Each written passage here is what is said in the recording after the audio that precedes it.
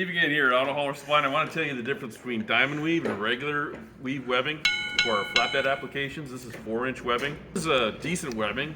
You're probably familiar with it. Diamond weave is a lot stiffer, as you can see as I'm holding it up here. It's really hard to show you the difference in durability. This has 2 different patents for abrasion resistance and edge protection. So I've come up with a very rudimentary test called the screwdriver test to kind of show you the difference between the 2 weaves or webbings. So if you want to count me down, Dale. 3, 2, 1.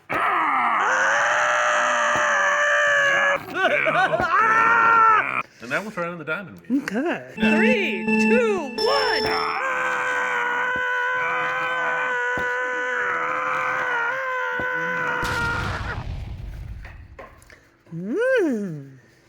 Yes, that's not gonna last long.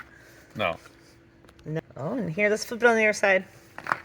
Oh, look at that. You can barely see it. Yeah, this has got a hole, and this has got nothing in the back. So anyway, we've put this one on sale. We got some for, I want to say $17.95 for a 4x30, just to get you to try it out.